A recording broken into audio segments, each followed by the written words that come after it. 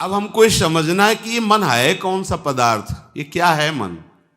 आज तक कोई वैज्ञानिक इसे नहीं अपनी मशीन पे ला पाए।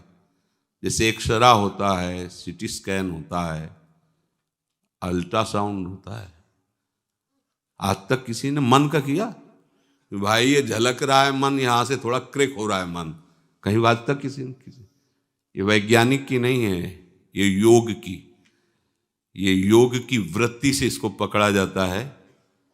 ये वैज्ञानिक की दृष्टि में नहीं है। वैज्ञानिक तो स्थूल केवल हड्डी मांस चर्म, वो आंतरिक। आज तक किसी वैज्ञानिक ने बुद्धि को, मन को, चित्त को, अंतःकरण के किसी एक वृत्ति को भी पकड़ पाए तो बताना। क्योंकि मशीन स्थूल, उसकी जानकारी स्थूल, तो स्थूल का ही एक्सरा होता है, स्थूल का ही सीटी स्कैन होता है। आज तक अंतःकरण पर किसी का प्रवेश हुआ हो योग के सिवा तो हमें बताना। किसी का प्रवेश नहीं, बस इसी ढांचे तक है। चाहे जितना बड़ा वैज्ञानिक हो, चाहे जितना बड़ा कोई डॉक्टर हो, चाहे जितना बड़ा कोई आयुर्वेदाचार्य हो, सूक्ष्म शरीर में प्रवेश नहीं है। वो तो योगारूढ़ पुरुष देखता है। अब ये योग मार्ग है, भगवत मार्ग है। अब यहां शुरू, ये है क्या मन, कौन सा पदार्थ है भाई, क्या है ये?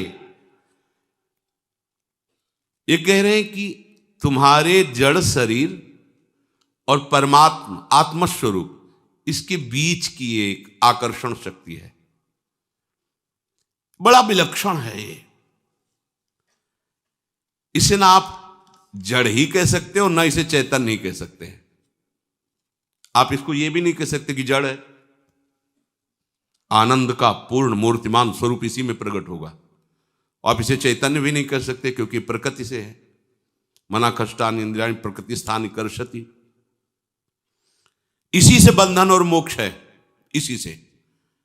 मन एवं मनुष्याणाम कारणम बंध मोक्षयो। यही जब तक ये बिचौलिया इधर रहेगा संसार की तरफ, तो आप बंधे हैं। कोई भी हो प्रभु की तरफ आ गया तो आप मोक्ष हैं की प्राप्ति। हम लोग जो उपासना के मार्ग में हैं, बीच में त्रिशंकु की तरह भी हैं, ना पूरे प्रभु की तरफ हो पा रहे और ना संसार भी अब अच्छा लग रहा है। ये स्थिति ज्यादा भयावह होती है। कम से कम संसारी मूढ़तावश से ही वो अपने मार्ग में तो है, मूढ़तावश अज्ञान के मार्ग तो उसी में राजी है। 100 कुंतल गेहूं हो गया है, थोड़ी लाही चना हो गया है, बढ़िया है, वो खुशी हो गया इतने में, बढ़िया है। बच्चों का ब्याह हो गया, वो मुक्त हो गया। देखो ना अनुभूतियां, देखो ना, मुक्त हो, मतलब आप क्या, मतलब फाइनल में वो आप क्या, हमारे जैसा भाग्यवान कौन। वो कम से कम उतने को तो मान रहा है। यहां इतना तो विवेक हो ही गया कि ये सब झूठा है, पर ये पूरा का पूरा सही नहीं आ पा रहा है कि झूठा है। उधर रुचि भी नहीं हो रही, आकर्षण भी है, और जिधर हमारी सत्यता का भाव आ गया उधर पूरे उत्साह से हम चल नहीं। तो बीच में जो दशा है ये बड़ी भयावह दशा होती है। इसे पार करना चाहिए, बहुत तीव्रता से इस मार्ग काटो, नहीं तो अरज जाना होता है। मन एवं मनुष्याणाम कारणम बंध मोक्ष, बीच की वस्तु है। चैतन्य घन आत्म स्वरूप का इस पर प्रकाश पड़ रहा है, इधर प्रकृतिजन्य आकर्षण इस पर पड़ रहा है, मन पर दोनों। इसे ना आप जड़ कह सकते हैं, ना आप इसे चैतन्य कह सकते हैं। एक विलक्षण वस्तु है मन। जगत नाम की कोई चीज नहीं, इसी मन ने रचा है जगत को। तुम्हारा मन नहीं तो जगत है ही नहीं। ये वैज्ञानिकों की भाषा नहीं है, ये योगारूढ़ महापुरुषों की भाषा है। अब आपको उसको बिल्कुल सरल भाव में बता रहे हैं। मन है तो जगत है, मन नहीं तो जगत नहीं। अब आप विचार करके देख लो, जो बात आपने मन में डाल दी है उतना ही आपकी समझ में है। जो बात नहीं मन में डाली वो है ही नहीं आपके। बहुत बड़ी सृष्टि, बहुत विषय, बहुत प्रपंच, लेकिन जितना डाला है ना मन में उतना ही आपके है। इसके बाद कहां है आप बताओ। आप सोचो कैसा है हालैंड, थाईलैंड, अमेरिका, कैसा है, भला दिखा दे मन आपको। लेकिन चित्रपट में भी अगर देखा है और डाल दिया है मन में, ऐसा है। मन से ही जगत है, नहीं तो है नहीं। बोले है तो तभी तो चित्रपट डाला उसमें। तो वो भी जो चित्र बना किसी मन के द्वारा ही बना है।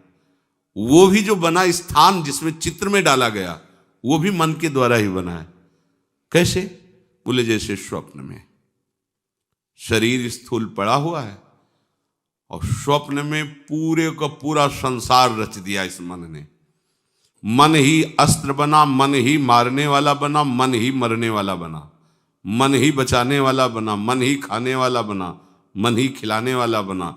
जो वस्तु खाई जाती वो मन बना। सब कुछ स्वप्न में केवल मन बना, केवल मन, दूसरा कुछ नहीं। स्वप्न में केवल मन बना। और जब जगे आप तो कुछ था क्या? ये कब पता चला? जब जगे। अगर आपको जगत दिखाई दे रहा है तो अभी जगे नहीं है। स्वप्न में भी ऐसा एक स्वप्न आता कि मैं जग चुका हूं। उसी स्वप्न में स्वप्नांतर भी देख रहा है वो, लेकिन है वो स्वप्न में ही। ठीक ऐसे ही जब तक स्त्री पुरुष जड़ चैतन्य ऊंच नीच सुख दुख हानि लाभ, ये स्वप्न रचा हुआ है मन रूपी माया का। ये मन जब तक भगवदाकार नहीं होगा तब तक ये जगत दिखाई दे रहा है। इस जगत का अस्तित्व है मन से ही है। मन ठीक हो गया तो आप ना कभी बंधे थे और ना आपका कभी मोक्ष होगा, क्योंकि आप बंधन को प्राप्त होते तब तो मोक्ष होता। आपको कोई बांध ही नहीं सकता, आप भगवान के अंश हैं। ये संकल्प विकल्प करके जैसे स्वप्न में पूरी सृष्टि रचता है। जनक जी ने तो ये देखा है, एक दिन स्वप्न में देखा कि उनका राज्य छिन गया है, बहुत गरीब हो गए हैं, भूख से बहुत व्याकुल हैं। उन्होंने किसी किसी तरह मांग करके गांव से कुछ चावल और दाल इकट्ठा किया और मिट्टी के उस पात्र में उसको रखकर उपला बीन करके उसको पका रहे थे, खिचड़ी। इतने में 2 सांड लड़ते हुए आए, वो खिचड़ी भी मिट्टी का पात्र फूल, बड़े व्याकुल हुए भूख से। और जब जगे देखा अपनी शैया पर, देवताओं को भी जो सुख नहीं महाराज जनक जी को प्राप्त थे। सिया जी के पिता होने का सौभाग्य मिला, ज्ञानियों में शिरोमणि विदेहराज। ये क्या था? भूख से व्याकुल दर दर भटक रहा था। ये सत्य कि अभी इस राज वैभव में, कि ये सत्य, ये सत्य कि वो सत्य, क्या है? एक शब्द में अष्टावक्र जी ने उत्तर दिया था, ना ये सत्य ना वो सत्य। जिसे तुम जागृत में देख रहे हो ये मोह निद्रा का स्वप्न है, और जिसे तुम स्वप्न में देखा था वो तमोगुणी निद्रा का स्वप्न है। दोनों स्वप्न ही हैं। ये दोनों स्वप्न मन के बनाए हुए हैं, नहीं तो भगवान के सिवा एक कण भी कोई और नहीं है। पक्की बात यह है। ये मन जब तक भगवदानंद में युक्त नहीं होता तब तक ये जगत का प्रपंच स्वयं रचता रहता है। ये जिस पदार्थ को ग्रहण करता वही रूप बना लेता है अपना। देखो गुलाब जामुन, मन बन गया गुलाब जामुन, स्वाद बन गया, रसेंद्री में स्वाद आ गया, आंखों के सामने गुलाब जामुन आ गया, और मन में व्याकुलता पैदा हो गई। ये कुछ भी हो, कैसे भी हो, गुलाब जामुन पवा, जलेबी पवा दो, मन जो जो चाहो। अब देखो जहां आपने किसी वस्तु को आनंद अंश में स्वीकार किया, इसमें सुख है, वो पूरा का पूरा मन बन जाएगा। देख लो आप, किसी भी विषय, पदार्थ, वस्तु, व्यक्ति, स्थान, वो मन बनता है। अमुक भोग, मन वही सीन ले आया, वही व्यक्ति ले आया, वही आनंद ले आया, वही बन रहा है, दूसरा कुछ नहीं। बाहर तो क्रिया होगी केवल, बन के वो सब तैयार कर दिया मन ने, पूरा का पूरा सब जाल रच दिया। ये स्वयं मन बन जाता है। राग के साथ ये जीवित है मन, और जब तक जीवित है तब तक ये प्रभु के लायक नहीं है। मरना पड़ेगा इस मन को। इसका मरना राग रहित हो जाना। राग से ये चलता है मन, राग से ही ये संसार को रचे हुए। राग नष्ट हो अर्थात वैराग्यवान जब अनुराग रस को प्राप्त होता है तो ये मन नहीं रहता, ये भगवान बन जाता है, ये भगवत स्वरूप है। इसीलिए इसे केवल जड़ भी नहीं कह सकते और चैतन्य भी नहीं कह सकते। जड़ की तरफ आकर्षित है तो जड़वत चेष्टा करता है, और चैतन्य की तरफ आकर्षित हो जाए तो भगवत स्वरूप मन है। सारे अनर्थों की उत्पत्ति का स्थान राग, राग से ही मन जीवित है। राग ना हो तो विषयों में सुख का अनुभव कोई कर ही नहीं सकता। विषयों में सुख है ही नहीं, राग में। कभी कभी जैसे शराब पीने वाले को देखा ना, ऐसे ऐसे करता है और फिर पीता जा रहा है ऐसे से, मतलब एक एक इंद्री उसकी कह रही नहीं पर वो राग है। फिर ऐसे भी दर्शन हुए, यही देखा है परिक्रमा मार्ग में धाम के सामने बीच से नाली थी। नाली रज का था, पहले तो रोड बना ही नहीं था। शाम के बाद कोई नहीं निकलता था इधर से, कभी कोई ब्रजवासी ऐसे निकल जाए, गाड़ी वाड़ी तो सवाल ही नहीं था, स्कूटी आदि तो इधर। बड़ा आनंद रज, और नाली बीच से बहती थी ऐसे टेढ़ी मेढ़ी ऐसे। हमने देखा कि एक आदमी जो है जैसे कोई बैतरणी पार कर रहा हो तो किनारे खड़े विचार करता है। रात्रि थी 8-9 बजे, वो कदम बढ़ाता है फिर लौट जाता है, ऐसे करता। नाली है मतलब जरा सी नाली थी, ऐसे ऐसे पतली, ऐसे मतलब 10-5 मिनट तो विचार मग्न रहा कि जैसे किस उपाय से दरिया पार की जाए। जैसे आप सच्ची वाली पैर उठाया उसी नाली में गिर गए, मतलब नाली नहीं पार कर पाया। और जब अब ये हुआ कि अब मर न जाए नाली, तो उसको बदबू आ रही थी, जब उठाया ऐसे उसकी मतलब राष्ट्रपति भी ऐसे बोलने में हिचकेगा, अहम की धरा चरम सीमा की। उसको लग रहा है आनंद में निमग्न, नाली में पड़ा है आनंद में नहीं। देखो क्या हुआ, राग मान लिया उसमें आनंद। कैसी दूसरे लोग देख करके उपहास करते हैं, घृणा बुद्धि करते, लेकिन वो दूसरे दिन फिर उसे पैसा लगा के पिएगा। ये सारा का सारा अनर्थ राग में छुपा है, और ये राग कहां है? मन में है। अगर मन वैरागी हो जाए, अभी परमानंद की अनुभूति हो जाए, ये जिस विषय में दुख देख लेगा उसे भूल कर नहीं करेगा, पर राग छुपा होने के कारण बातों से भले कहे। जैसे अब उसी का लड़का अगर कहीं ठेके पे खड़ा दिखाई दे, यद्यपि वो शराबी है, पर उसको चुभेगा, वो कहेगा बेटा तुम मत पियो, बिल्कुल बेकार है, देखो हम बर्बाद हो चुके हैं, ज्ञान है उसको, तुम मत, देखो हमारी बात मान लो, आज क्यों दिखाई दे, कभी मत यहां दिखाए, ये बहुत गलत है।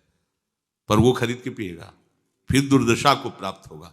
इसे दुख नहीं कहते, इसे दोष दर्शन है। जिस दिन दोष दर्शन हो, दोष दर्शन कब होता है? जब ये लगेगा कि वास्तविक इसमें सुख नहीं है, तो मेरा उपहास कर रही इंद्री। कब तक ऐसा होता रहे? या किसी महात्मा की वचन स्वीकृत हो जाए। एक शराब पी रहा था बैठे, और उपहास करने में प्रवीण था, तो वहां से संत ने, और संत जिस नशे में होते हैं उसको क्या पता, अरे वो तो पौआ लगाया होगा, आधा लीटर पिए होगा।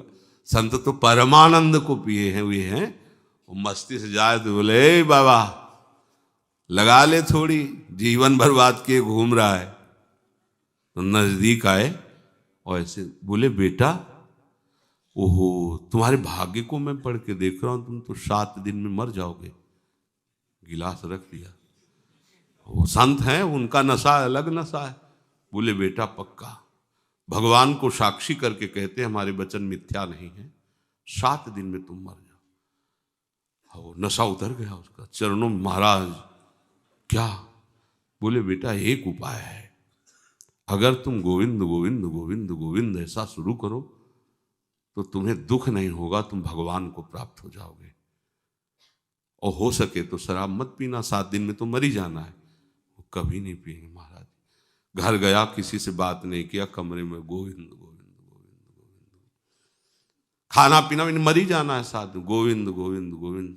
7वें दिन संत भगवान पहुंचे, उसके आंसू चल रहे थे। गोविंद बोले महाराज कितने घंटा रह गए हम मरने के? बोले 7 दिन से पिया तो ले? बोले ले, पिया भी ले और कुछ खाया भी नहीं है, बस गोविंद गोविंद गोविंद। तो बोले बेटा तुम तो अमर हो गए, अब तुम मरोगे नहीं। हाँ, शरीर किसी दिन 7 दिन के अंदर छूट जाएगा। रविवार से रविवार तक 7 दिन ही होते, इन्हीं में किसी में मरोगे। अब तुम अमर हो गए। हमसे कह रहे थे थोड़ी लगा लो ना, तो हमने थोड़ी अपनी लगा दी, आपके ऊपर चढ़ गया ना साहब। रात दिन जपो गोविंद गोविंद, गलती मत करना।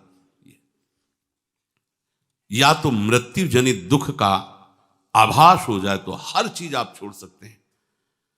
परिवार, मकान, दुकान सब छोड़ना बड़ा कठिन। और अभी पता चल जाए कि अगर तुम शाम तक गायब नहीं हो गए तो सरकारी हिसाब से तुम फांसी में चढ़ा दिए जाओगे। तो वो पूरा जीवन किसी गुफा में काटना मंजूर करेगा, लेकिन फंसना मंजूर, सबसे वैराग्य उसको हो जाएगा। या तो भय और या अत्यंत राग। कोई मिल जाए मुस्कुरा के तो पूरा परिवार छोड़ देगा, संपत्ति छोड़ देगा, कुल छोड़ देगा, धर्म छोड़ देगा। 2 चीजें हैं, या तो राग और या तो भय। राग से राग कटता है और भय से भी राग का त्याग हो जाता है। तो या तो तुम्हें काल का भय, मृत्यु का भय, दुख का भय सतावे तो प्रभु की शरण में आओ। जो शभीता आवा शरणाई तो रखियो ताई प्राण की नाई। या तो सत्संग सुनकर भयभीत कर लो अपने मन को और प्रभु की तरफ ले चलो, और या फिर इसे राग से लाओ। जितने सुंदरताएं हैं वो सब हमारे प्रभु में है। सुंदरता के समुद्र, करुणा के समुद्र। कैसे? वैदग्ध्य सिंधु अनुराग रसैक सिंधु, वात्सल्य सिंधु रति सांद कृपैक सिंधु, लावण्य सिंधु रमत छवि रूप सिंधु, श्री राधिका स्फुरत में हृदय के समुद्र है हमारी प्यारी जू, प्यारे जू। ऐसा अंदर भाव करो और मन को समझाओ उनके नाम के प्रति, उनके रूप के प्रति। यदि इसे कहीं जब इधर लगता है तो उसे राग कहते हैं, इधर कहते हैं तो अनुराग, प्रभु की तरफ अनुराग। या तो इधर इसका राग शुरू हो जाए या भय हो जाए। ये 2 ही पद्धति से हटाया जा सकता है, तीसरी पद्धति नहीं हटाने की। या तो भयभीत हो जाए,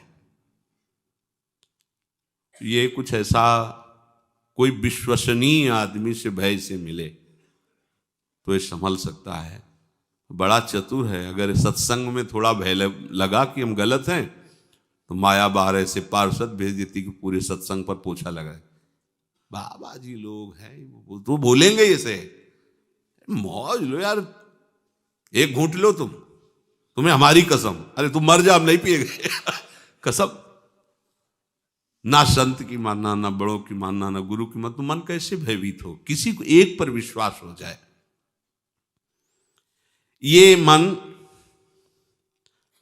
जब तक संसार में किसी को सुंदर मानेगा, किसी को सुखद मानेगा, तब तक ये प्रभु में नहीं लगेगा। किसी को भी ये सुंदर मानेगा, सुखद मानेगा, तब तक ये प्रभु में नहीं लगता। लगाने की कोशिश करो, देखो वहीं जाएगा जहां आपने सुखद माना है, सुंदर माना है। कुछ ऐसा हो जाए कि उसमें दोष दर्शन होने लगे तो बच जाओ। शास्त्र स्वाध्याय से, सत्संग से, भगवान नाम जप से ये बात होती है, दिखाई देने लगता है। आप नाम जप करते हुए किसी भी विषय का सेवन तो आप देखोगे उसमें सुख नहीं है, स्वाद नहीं। तभी आप उसका स्वाद सुख ले सकते हैं जब प्रभु का विस्मरण होगा। प्रभु के विस्मरण स्थिति में ही विषय में तुम्हें आनंद भासेगा, नहीं तो नाम का प्रकाश जब रहेगा विषय में सुख है ही नहीं। किसी विषय में कहां सुख है? विचार करके देख लो। ये मन लगाओगे भी तो विषय में नहीं लगेगा। यदि से दोष दर्शन हो गया तो, असलियत पता चल जाए, फिर ये नहीं लगेगा, फिर तो नहीं लगेगा। अगर कभी किसी संयोग वशात जाएगा भी तो तत्काल वापस आ जाएगा और घृणा बुद्धि हो जाएगी। नहीं नहीं नहीं। इसलिए संसार के जो ब्रह्मा के रचे हुए पदार्थ हैं, चाहे लौकिक हो चाहे पारलौकिक, इनमें सुख नहीं है, दुख है, दोषों से भरे हुए हैं। भाई ये बात आप मान लो कि इनमें दुख है, दोषों से भरे हुए। हम पागल बना रहे, देखो ना, मीठा खा के, नमकीन खा, अलग अलग स्वाद देखो, अलग अलग, ये तो जीवन ही बर्बाद। संसार की दृष्टि से देखो तो बाबा जी का जीवन बर्बाद। न लड़का, न बच्चा, न पत्नी, न कोई सुख, न रात दिन तिलक लगाए मजीरा बजाते रहते, कोई मनोरंजन। और जैसे लोग नहीं कि भाई महीना भर की छुट्टी हुई है तो अमुक जगह चलते हैं, अमुक पार्टी, अमुक, इनकी तो रोज वही पार्टी, राधा वल्लभ सी, हरिवंश सी, वृंदावन श्री वंचन। उनकी नजर में इनका जीवन बर्बाद हो, इनकी नजर में उनका पूरा जीवन बर्बाद है। वास्तविक उनके हाथ क्या लगा, क्या है? जब आपका शरीर पूरा होने का समय आएगा तो आपके पास फाइनल में क्या जमा हुआ, पूरे जीवन में क्या जमा हुआ? वही दुष्कर्म, वही ऐसे कर्म जो पुनः आपको दंड देंगे जाके। आपके पास भजन, आपके पास भगवत आराधना अगर ये है तो आप देखना मरने के समय आपके अंदर उत्साह होगा, क्योंकि आप धनी हैं। हर व्यवस्था आपके चरण चूमेगी, आपकी यात्रा बड़ी शुभ होगी, मंगलमय होगी। इसीलिए सब मरने के नाम से कांप उठते हैं, क्योंकि आगे की तैयारी नहीं है। कहाँ जाना है पता नहीं, क्या है आपके पास, कुछ नहीं है। यहाँ जो बटोरा सब यहीं छूट जाएगा, कुछ नहीं। और संत जन क्या बटोरते हैं? परम धन राधा नाम, वो अविनाशी है और वही साथ जाएगा। और उस नाम का प्रभाव ऐसा कि जितना कूड़ा करकट भूल से जमा हुआ था, अंतिम समय तक वो भस्म कर देगा, कुछ साथ नहीं रखेगा। केवल प्रकाश, केवल नाम, केवल प्रभु। मान जाओ। मानने से इस संसार के प्रति दुख दोष का दर्शन होने लगे, जो भगवान कह रहे हैं, दुख योनिया दुखालयम, तो फिर मन नहीं जाएगा।